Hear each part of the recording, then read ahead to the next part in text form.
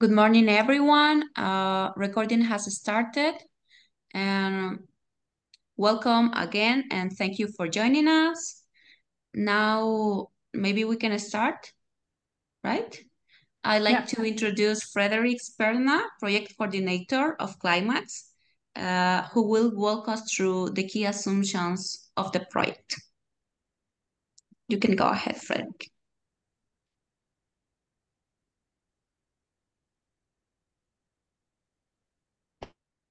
Yes, good afternoon, and thank you for joining.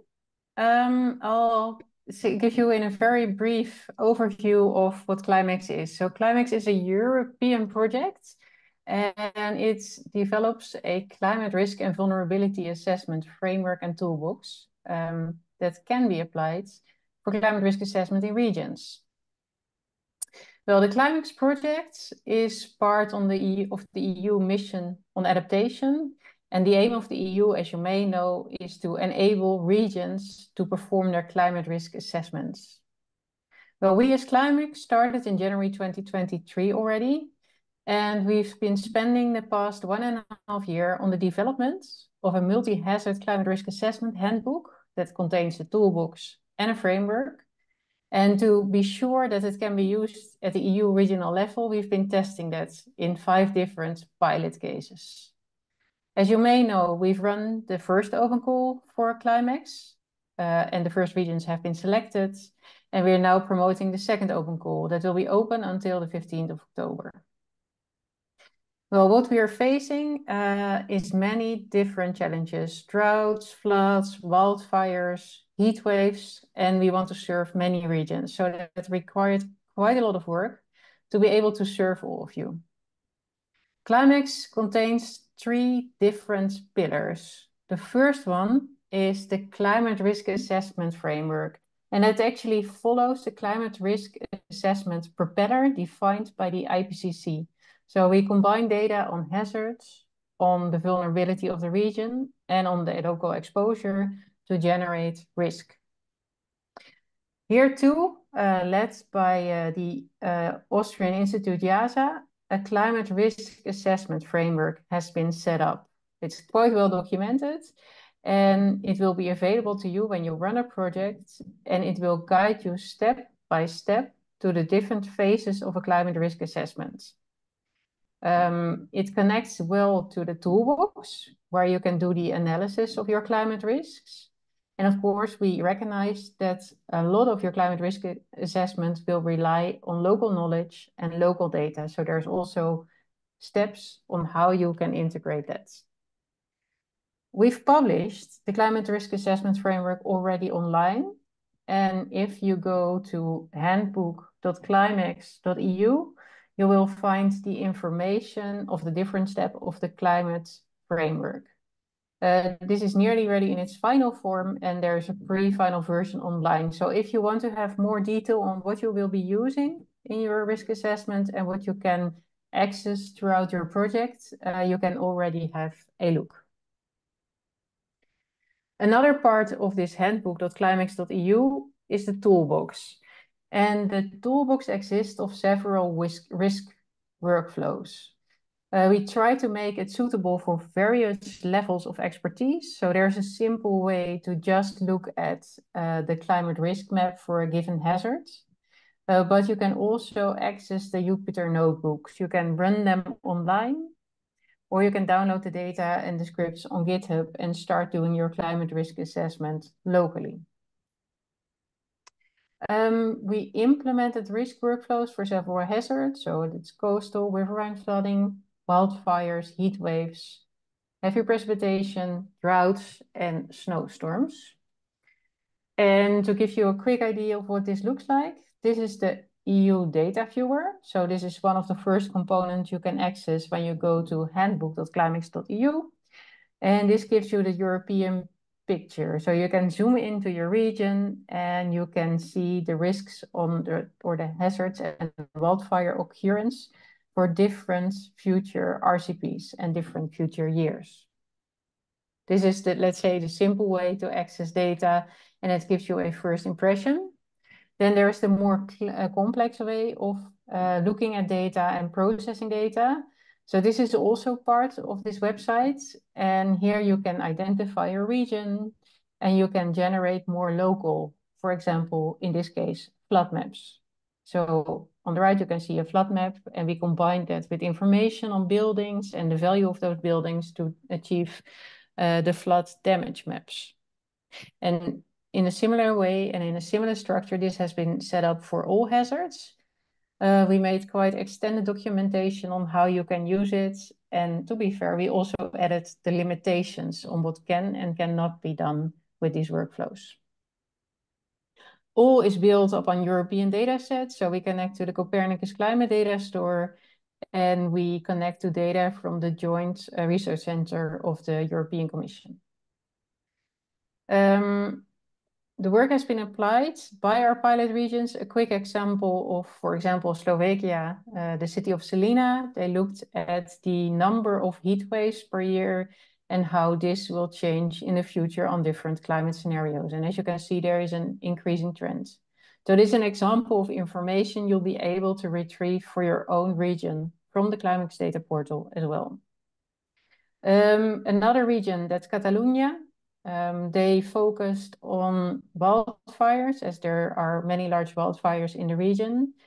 And the research institute CIMA developed a machine learning-based algorithm to assess the wildfire risks based on land cover and weather conditions. And they did so for the current and future climate. So here, for example, you could have a wildfire risk map for your region. Of course, we recognize that although this is built on European data, it may not give you the level of detail you require locally. So by downloading the workflows, you can add your own information. And for example, here, a road network and health facilities have been added. So you can also very detailed see whether those are at risk of flooding, for example. Well, finally, there's the cascading funds, and Agneta will tell a lot more about this, but maybe some aspects that you will receive. So you will have access to the climate risk assessment toolbox, and there is support available to you for the different workflows. You can get technical advice on demand. And we've planned already the first webinars where the CLIMAAX approaches will be introduced, and you'll learn how to use the workflows. Finally, last thing, the projects exist of 3 phases, but I believe Agneta will also tell this in a bit more detail. So phase 1 really focusing on using the European data sets and everything I've shown you so far, first half year. And then after this first half year, you are invited to add more local detail, local models, local data to make a higher resolution climate risk assessments. And finally, in the last phase, you can identify possible adaptation options for your main risks. Well, that's it from my side. Thank you, Frederick. Just a quick reminder that the recording will be available on social media handles for CLIMAAX and also from Fundingbox. And if you consented, we will send you an email with the recording also and a quick recap. Next up is Aneta, our project manager at Fundingbox. She's specialized in cascade funding within the manufacturing cluster. So Aneta, the floor is yours to share your presentation. Good afternoon, everyone. You can see my presentation, right? Yes. Great. Yes, I already saw that there are some questions in the chat, but we will answer them after my presentation. And for those of you who maybe were during the first webinar, some of the information will be repeated. So I will try to be quick, and I will also put more emphasis on the questions which we received during the open call. We started the second open call for the CLIMAAX the 1st of July 2024, and it will last until the 15th of October 2024. This is the request, the reminder for you. Try to be before the deadline, because when you wait until the last moment, everything can happen with computers, internet connection, or anything, and then we can have some problem because we don't accept any applications after the deadline. Where we now? We are after the launch of the open call. We are after the first webinar, and now we have the second webinar. The deadline is the 15th of October.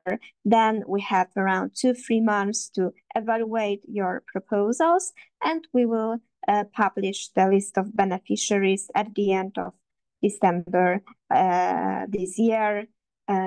So then you will be informed on the results. The main question and the lots of questions we received during the previous and this open call is that who are we actually looking for? We are looking for the public bodies, so all of the regional, local authorities, municipalities, public agencies with the mandate to develop climate-related multi-risk assessments in your region or in your community. If you are non-profit legal entities, you are also allowed to take part in the open call, but you need to represent a local regional community and you need to have the proper mandate that you can represent the community. And of course, the country you, as the entity needs to be established in the EU member states or overseas countries and territories or Horizon Europe associated countries. The support which we offer is, of course, the funding support up to 300,000 lump sum funding per entity, but the exact amount depends on the country. Multi-risk assessment toolbox, which already was mentioned by Frederick, and some event participation. So we will have the access to the outreach and engagement events organized by CLIMAAX. The activities which can be funded are divided into 3 steps, and in that steps we have specific deliverables. The first step is the common methodology applicable at regional or local scale in Europe. Then we are going to second step, refined regional local HR analysis and risk assessment. And the last step is the better regional local adaptation strategies and risk management plans. And during the application, we ask you some questions on those steps, how you are going to work on them. The eligibility criteria is, as I said before, to be on time and use our system. So we have the specific online application. You need to fill the application online, be on time, so the 15th of October, 5 p.m. And then after that, it's not eligible to take part in the call. Every question deserves your attention. It means that you cannot leave the blank spaces. You need to reply to all of the questions. Only one proposal per applicant, so it means we don't accept multiple submissions. English language, so everything needs to be written in English language. Budget, we ask you for explanation of your budget. There is a specific table, and depending from which country you are applying to, the budget is different, so you need to check in our documents what is the budget per country, and then explain the budget in the proposal. European dimension, so it has to have some European effect. Absence of conflict of interest, so there cannot be the conflict of interest with the partners in CLIMAAX consortium. Healthy finances and clean sheets are a must, so no bankrupt, for example. And at the end of the application, you need to accept our rules. Now, there is a thing which we received a lot of questions. So there is the limit per country and per NUTS, which we can fund in both open call and in one open call. And this is the print screen from the guide for applicants. So you have this information also in the guide for applicant. So what is important in both CLIMAAX open calls, we can fund maximum 8 selected projects per country and 4 per NUTS2.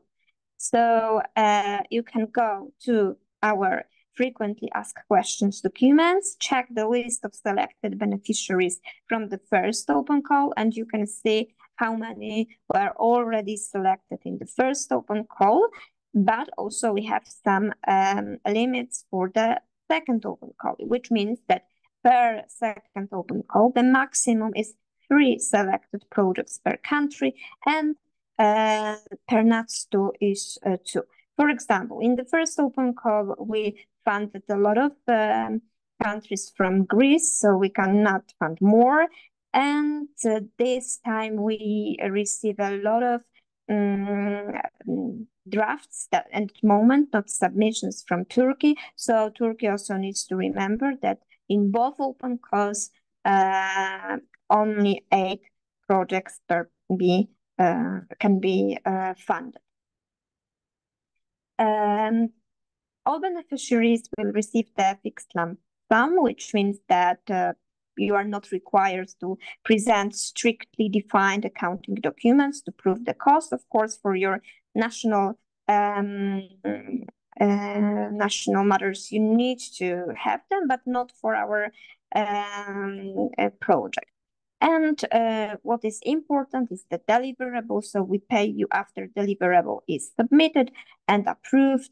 So you have the expected payment date. The first is the month 6, then month 16, month 22, and final payment, which is the delayed payment mechanism, is after the whole CLIMAAX project finished. So this is estimated November 2027.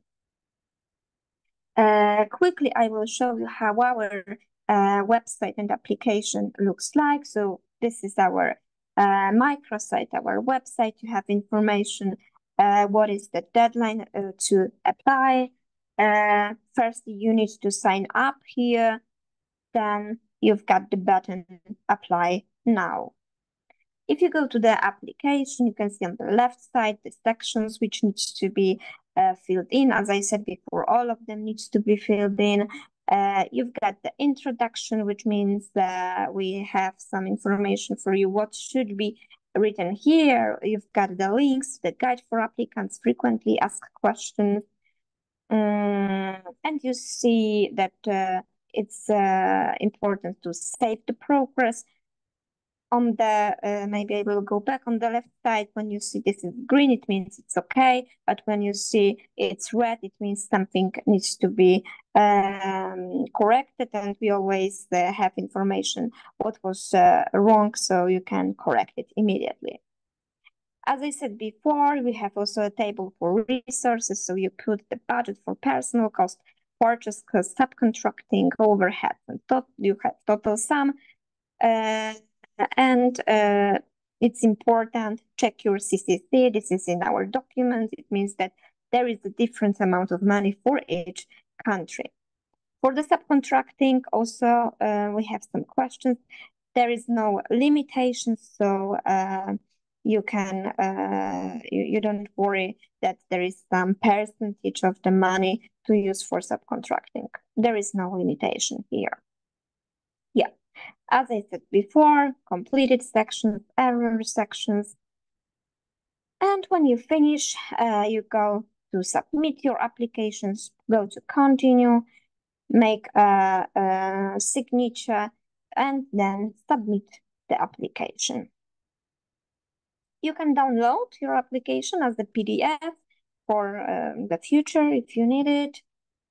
And then you can see your application here.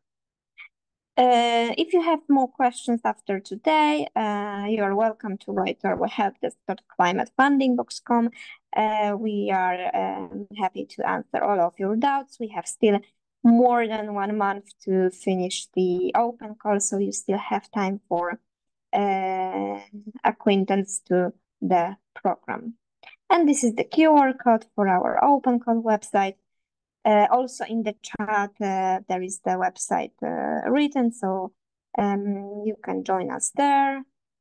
And this is the end of the presentation. We can start the Q&A session. I see we have a lot of questions.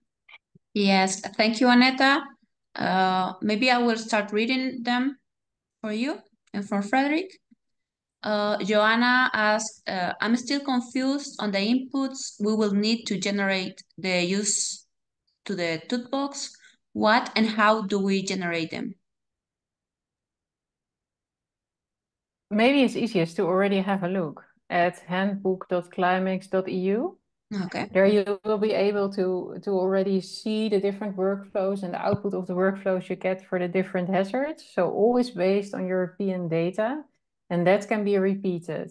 And then it's up to you whether at a later stage you want to combine that with either local meteorological data sets or specific building population data sets you have in your own region. I hope that helps. Okay, thank you. Eva asked if we need to have a GEP to be eligible to apply.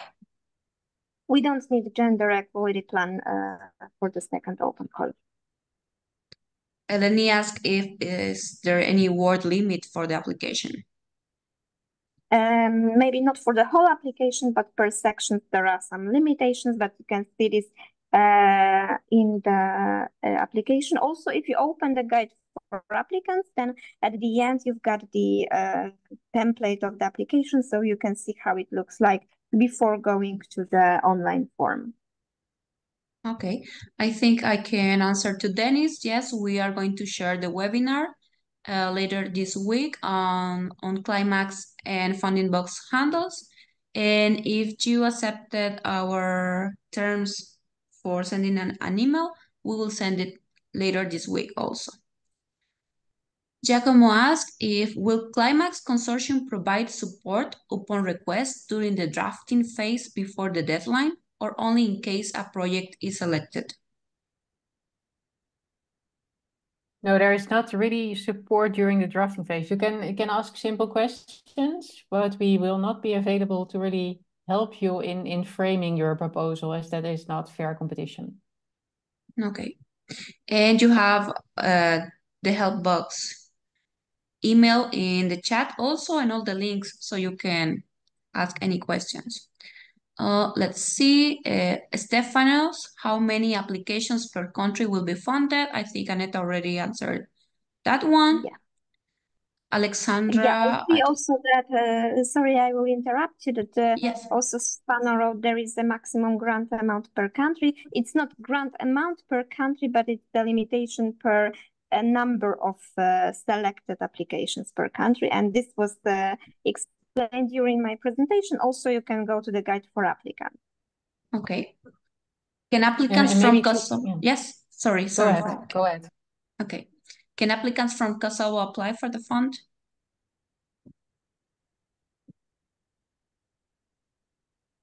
Yes, Kosovo is eligible. Okay. Yeah.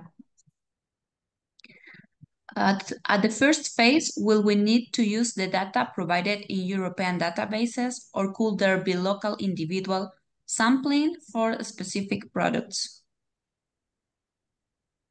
You do at least have to follow the steps of the climate risk assessment framework and look into the value of the data sets that we provide. You can start adding local data. Yes, you can. Okay. Arjun from Ashfield District Council from UK, the way that we have structured the bidding is in form of a consortium between Met Office UK and a university. Met Office will provide expertise regarding future climate impact from natural science perspective, and the university will provide expertise from social science perspective. We have questions regarding 2 questions in the bid. As the bid is structured in such a way, there can be only one organization that can apply. Can we reference both Met Office and the university in the expertise that we have to deliver the work demanded by the funding? Also, we are a local authority that is leading it. Both others are national and educational organizations. In this case, do we need to upload a MOU letter between each parties? So I'm not sure if I understand the question correctly, but the council and the municipalities are allowed to take part in the call, but universities no. However, you can subcontract the university, and if you have any contracts, agreements between you, it's not our case. So this is something between you. Okay. Eleni asked if we have to describe the work packages in the applications. Yes, you do. Okay. Ahmed from Istanbul, when we fill in the applications form in the impact section, we are asked to write our NUTS2 code and also vulnerability index of regions. Since Turkey is non-EU country, can't find this index. So is there any suggestions for us? Paulina, you can answer this question because we received many. Yes. Because in the dashboard we have only European countries. This data is based on the European countries, and if you have any other source of data within your country, we are please indicated it, and we'll check during the evaluation. So we internally in the CLIMAAX don't have information about the non-European countries. Okay. If we are from Greece, we cannot apply. I think Aneta already has You answered. can apply, of course, but since we already funded in the first open call, many of them, in the second open call, we will fund less. And it's in the guide for applicants, this print screen which I showed. Okay. Can universities participate to the funding call?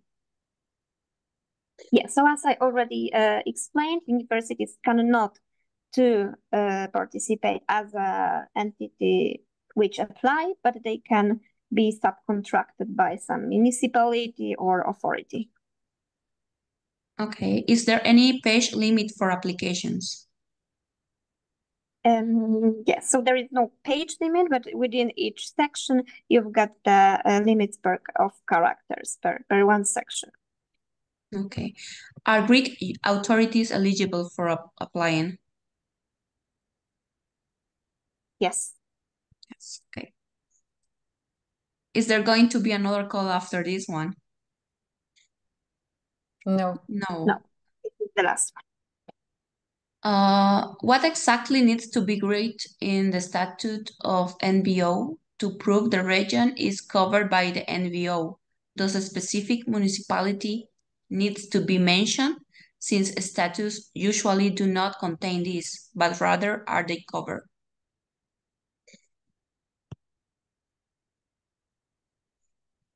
And sorry, you mean NGO or? NVO. It says NVO. Maybe it was supposed to be NGO.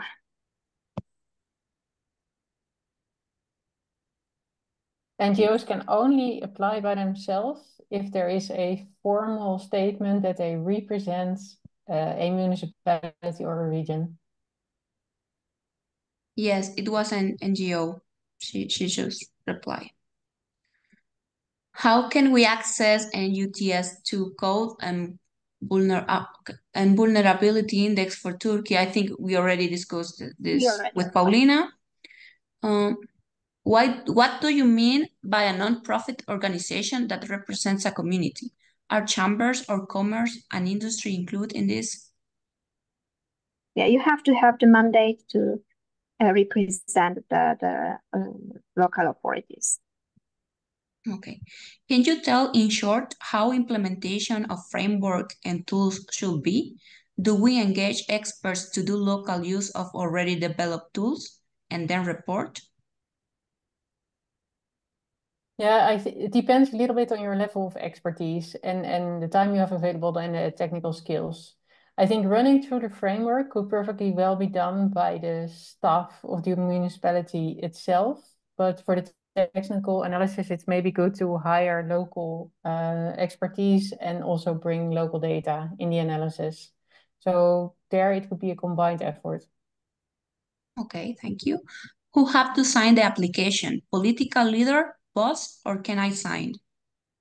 The person who is submitting the application, this is just confirming that you submit, so it's not binding like the agreement. Then, of course, will be, if you're selected, there will be the agreement, and then it will be more complicated. But at this time, this is just confirming that you submit the application. Okay. Maria says, I have a couple of questions on the toolbox. We have been experimenting with it, and some of the data do not work.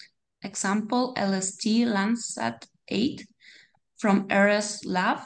Also, for heat waves, we can choose a location, but the polygon selection does not work. Yeah, we are currently testing and optimizing the workflows. So the first batch of project will start in October, and all should be working fine in October. Okay. What documents need to be submitted for applications from municipalities?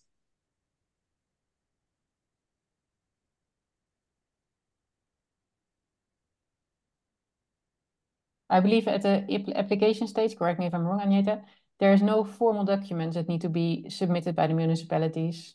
If the municipality, yeah, nothing. Okay. We are a value-added consultancy company located in Turkey, supporting the applications. Can you please elaborate the subcontracting limitations? So there are no limitations for subcontracting.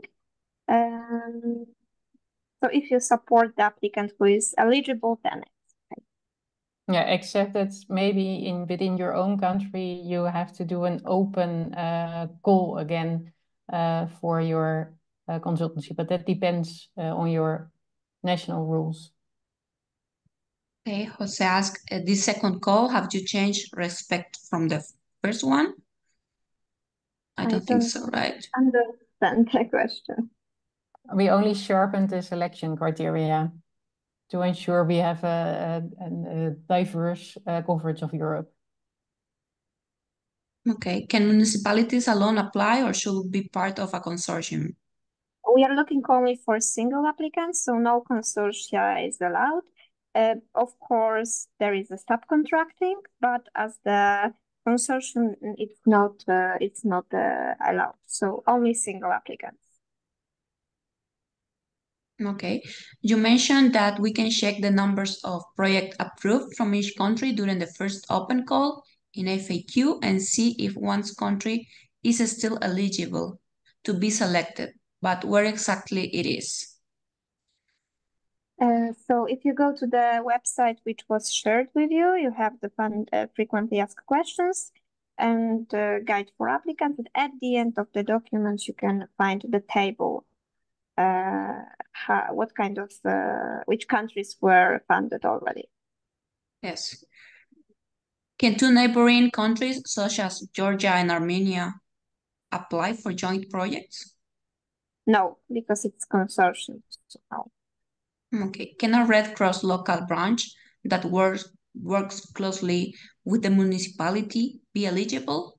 The documents needed to support this should come from the municipality? I would recommend to have the municipality applying. That's the most easiest. And otherwise, indeed, there needs to be a confirming document that you're officially representing the municipality. Okay. Is Sudan eligible? I don't think so. Right? Paulina, you can confirm. We have, regarding the eligibility of the countries, in the guide for applicants, you can find the list, and there is a link to the list of eligible countries, so you can also try to find it there. But Paulina, you can confirm it now. Can you repeat what country is it? Sudan. No, it's not eligible. Okay. Can NGOs apply for the project as project coordinator? So NGOs can apply, but it is not like project coordinator because it's single applicant. So there is no consortium to be the coordinator.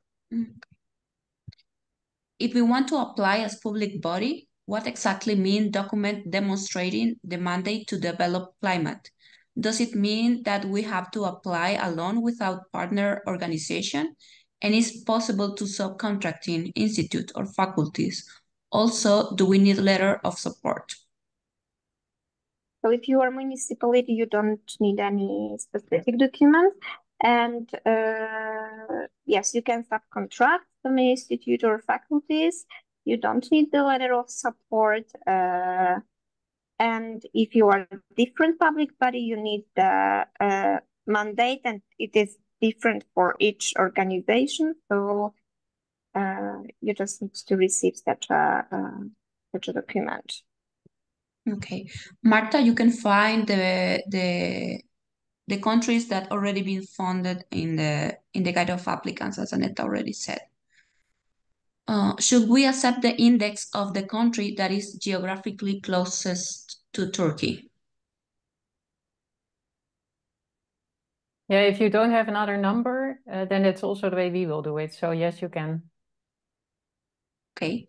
Can one syndicate comprising several municipalities apply as one entity? So it depends legally, but of course we encourage you to apply as one municipality,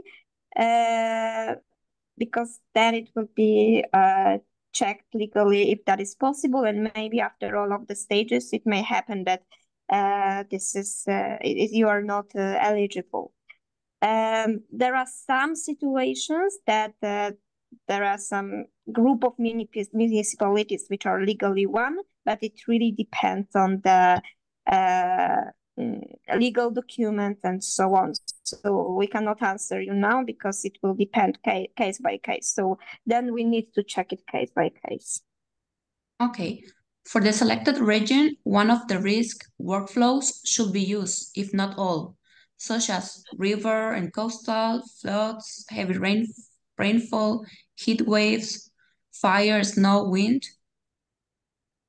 At least one should be used, and preferably because they focus on multi-risk too, or more if you like. Okay. The eligibility criteria mention that suitable applicants must be non-profit legal entities representing a local regional community of people with social ties, shared values, or interests, engage in joint actions, developing their activities in areas with vulnerability to climate change, impacts, and challenged by climate change adaptations. While our foundation is a non-profit organization, we do not currently represent a specific local or regional community. However, we have the capacity to develop projects that could address climate change, adaptation, and engage with communities vulnerable to its topic. Could you please confirm if our organization will still be eligible to apply under these circumstances? Not by yourself. That means that you will have to find a municipality, a region to engage with, and have them submit on behalf of you.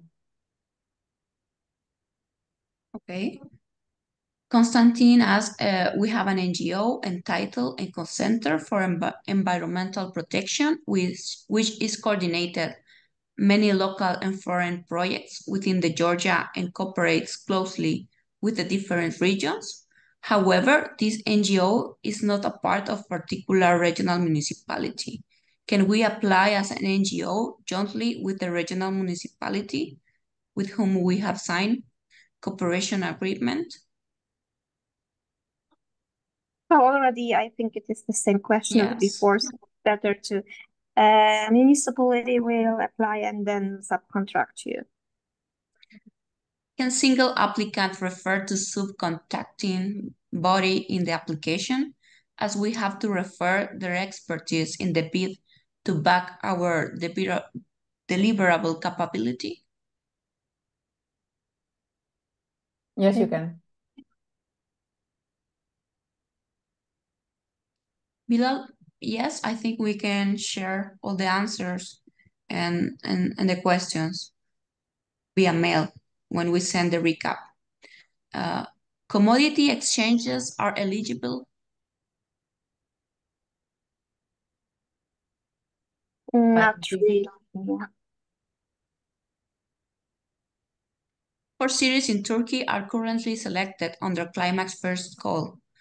2 cities will be eliminated. What is the status of inclusion of our city and UTS2 region in the program if we apply from Turkey? So 2 more regions from Turkey can be selected to reach the number of 8. Yeah. Did we provide the NUTS levels for Turkey as well? Or were they hard to find?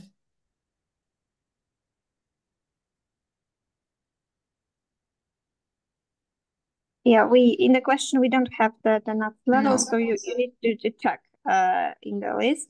And also remember that from Turkey we will have supposedly a lot of applications, so here the competition will be great.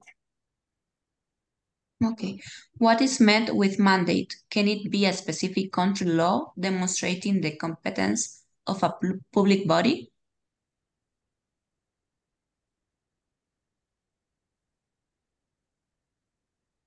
It's not the country law, but it is your mandate to represent. So this is not the general document. Okay. Can a region comprised of more than one municipality apply, represented by an association that represents this group of municipalities? Concretely, in Austria, we have the so-called CLAR regions. These regions are geographically congruent but include several municipalities and are represented by a CLAR manager. Is this construct eligible to apply, and what documentation will be needed? So this is the situation I already explained, that there are, in some countries, there are some group of municipalities. And of course, we invite you to apply as a single municipality, but if this is the region, it is also eligible. Okay, since 2 proposals will be funded in GR, how we will estimate our budget for submissions? The budget is always the same. It doesn't depend on how many submissions there are. So it's starting from the 300,000, taking all the criteria into account and calculating your number. Yeah, please go to the list and you have the total budget per country in the list of countries, so you can check it in the document. Okay. Do we need to submit expert profiles along with our application for the implementation of the project? You have to show that you're skilled. So in case you already foresee which experts will be involved, it's good to list those skills. CVs are not needed. Okay. What about gender equity of municipality applying? Is there a No, limitation? it's not needed anymore. Okay. In the guide of applicants, it is stated that there are 3 different levels of users: non-expert, advanced, and experts. Could you please elaborate a bit more on how these 3 categories differentiate and how will this separation impact the total success of the proposal? The non-expert will be able to view the European data set, assess the basic risk, maybe run to the climate risk assessment. But I expect that you really need to be advanced or experts to be able to conduct a quantitative risk assessment. You either have to tell a really good story on how you want to make a qualitative risk assessment, or you really need that expertise to do the assessments. Okay. If a municipality applies and subcontract us, who will be responsible for outcomes? What is the limit of subcontracting? Budget and activity. So the agreement will be with the entity which applied, so they are responsible for the outcomes, and there is no limit for subcontracting. Okay, I think that's all, and I believe that we can wrap up our presentation. Yes, maybe let's wait 1 more minute if anyone else come up with some question. And I would say if any of these answers were unclear or you need more information, then resend your question to help desk.